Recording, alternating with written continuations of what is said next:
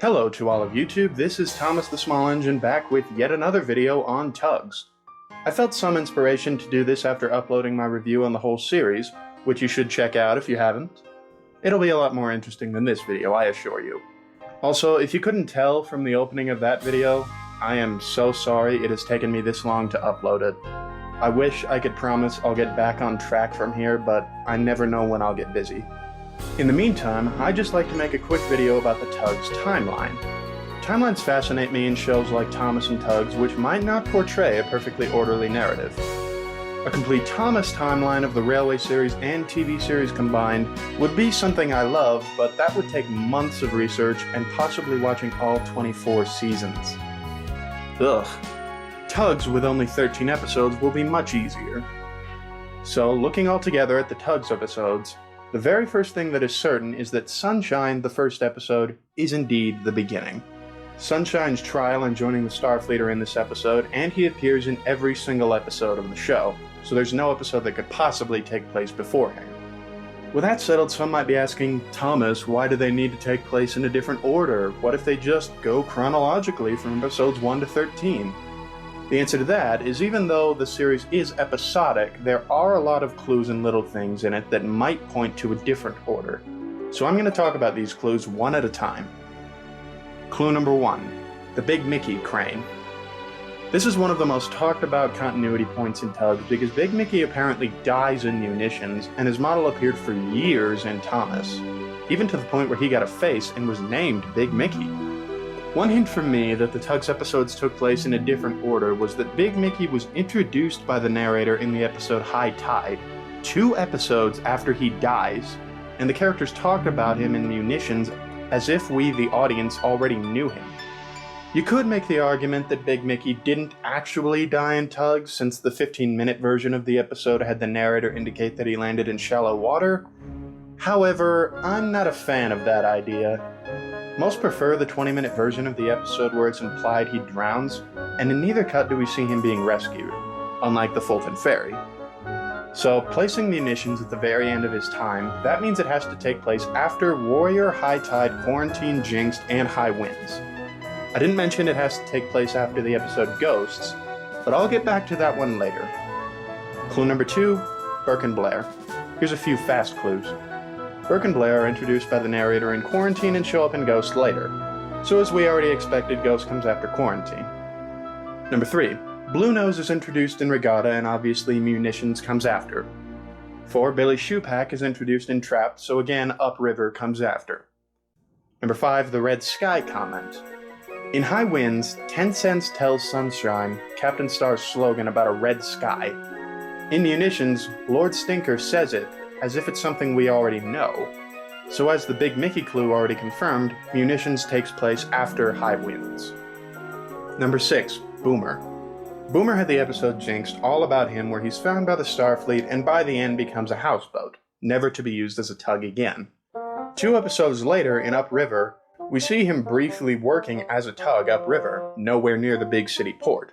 So Upriver must take place before Jinxed. Clue number 7. The Seasons. Another clue from Upriver is that the episode takes place during winter, and Big Freeze takes place right as the winter freeze starts. That's also how the production order lists it. So that would indicate Big Freeze comes before Upriver. Number 8, the, quote, new respect for Warrior. Yet another clue from Upriver is that the closing narration talks about us, the audience, having a new respect for Warrior after he did a heroic thing in that episode. The confusing part is that he already did something heroic back in his own episode, so that wouldn't make sense unless Warrior takes place after Upriver. Number 9, Sea Rogue. Since Sea Rogue only officially appeared in 1 episode, you wouldn't think this would be a clue. However, Sea Rogue originally was in a deleted scene of the episode Big Freeze, wherein he told the fire tug that Zip and Zug had stolen a fire barge. So counting that in, that confirms Pirate takes place before Big Freeze. In fact, since Sea Rogue has the Munitions Company logo, perhaps the sequence of events could be that the Starfleet and Z-Stacks met Sea Rogue and Pirate, continued to work with him, and were in good relations in Big Freeze. And that friendship allowed the Z-Stacks to get the Munitions contract in Jinxed, but Boomer screwed it up, so they lost it for a time. Then later in munitions, the Starfleet had the munitions contract and the Z-Stacks had the explosives contract, and after that was the big disaster. Number 10, Izzy's history of sneaking in without a tow. Izzy, the lazy tramp steamer, has tried to sneak into port a couple times without a tow, which is illegal. We see him do this once in Warrior, and he almost does it in Ghosts. In Ghost, Izzy is doing it at night with thick fog to keep him hidden, while in Warrior he just does it in daylight, not caring if he is seen, implying that in Ghost, he had improved his strategy. Also in Ghost, Zoran catches Izzy about to go in alone and tells him, "You never learn." Therefore, Ghosts take place after Warrior. Number 11, Snatcher. Now here's where I return to Big Mickey. The episode Ghosts has Big Mickey in it, but in a deleted scene it was originally supposed to be OJ seeing Big Mickey's ghost with a creepy face. This form would be named Snatcher. As I said before, I much prefer the idea that Big Mickey really died in munitions, and I also prefer in Ghosts that there really were strange things going on. So this would place Ghosts after munitions. So after all that, we more or less have our timeline of episodes based on the others' chronology. The final adjustment I'll make is to move Warrior to after High Winds so the seasons stay synchronous with each other. The first few episodes seem as if the cold winter is ending. Then we move into summer, then winter, then spring, then summer again. Then it would either end in late autumn or early winter. The other part of the timeline I wanted to figure out was how precise can we be with the dates? We know the series takes place in the 1920s, but can we figure out more? So I started trying to link Tugs events and characters with real history. Big City Port is based on both San Francisco and New York City, but I think the more likely answer is New York City. I found a lot of information that pointed to this. The Starfleet is based on the San Francisco Tugs. In fact, Hercules has an exact real-life counterpart. OJ's counterpart is British. The Z-Stacks are based on the Moran Fleet of New York.